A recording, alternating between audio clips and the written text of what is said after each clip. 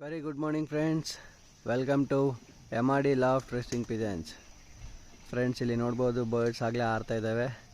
ನಾನು ಎಕ್ಸಾಕ್ಟಾಗಿ 6:20ಗೆ ಬರ್ಡ್ಸ್ನ ಹೊರಗಡೆ ಬಿಟ್ಟಿದ್ದೀನಿ. ಇದೇ ರೀತಿ ನಾವು ಲಾಫ್ಟ್ ಫ್ಲೈಯಿಂಗು ಬರ್ಡ್ಸಿಗೆ ರೆಗ್ಯುಲರಾಗಿ ಬಿಡಬೇಕು. ಎಷ್ಟು ಜಲ್ದಿ ಆಗುತ್ತೋ ಅಷ್ಟು ಜಲ್ದಿ ಬಿಟ್ಟರೆ ಬರ್ಡ್ಸಿಗೆ ಆರೋದಕ್ಕೆ ಈಸಿ ಆಗುತ್ತೆ. ಇಲ್ಲಿ ನಂದು ಕಂಡೀಷನ್ ಯಾವ ರೀತಿ ಇದೆ, ಸ್ವಲ್ಪ ಲೇಟ್ ಆದರೆ ಶೀಘ್ರ ಹದ್ದುಗಳ್ದು ಕಾಟ ಇದೆ. ಅದಕ್ಕೋಸ್ಕರ ನಾನು ಆದಷ್ಟು ಜಲ್ದಿ ಬರ್ಡ್ಸ್ನ ಹೊರಗಡೆ ಬಿಡ್ತೀನಿ. ಜಲ್ದಿ ಬಿಡೋದ್ರಿಂದ ಕೂಡ ಭಾಳಷ್ಟು ಅಡ್ವಾಂಟೇಜ್ ಇದೆ. ಯಾಕಂದರೆ ನಾವು ಟ್ರೈನಿಂಗಲ್ಲಿ ಇಲ್ಲಂತಂದರೆ ರೇಸ್ ಟೈಮಲ್ಲಿ ಬರ್ಡ್ಸ್ಗಳ್ನ ಆದಷ್ಟು ಬೆಳಿಗ್ಗೆ ಬಿಡ್ತೀವಿ. ಆವಾಗ ಬರ್ಡ್ಸಿಗೆ ಬರೋದಕ್ಕೆ ಅನುಕೂಲ ಆಗುತ್ತೆ.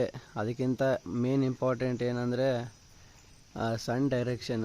ಬೆಳಿಗ್ಗೆ ಈಗ ಸೂರ್ಯ ಹುಟ್ತಾನಲ್ಲ, ಅದು ಕಡೆ ಬರುತ್ತೆ ಅನ್ನೋದು ಕೂಡ ಅವಕ್ಕೆ ಡೈರೆಕ್ಷನ್ನು ಈಸಿಯಾಗಿ ಕಂಡುಹಿಡಿತವೆ.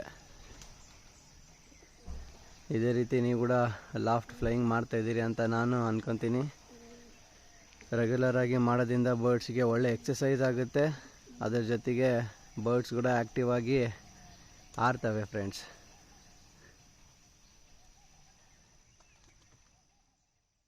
All the best for your upcoming races and trainings. Thank you one and all.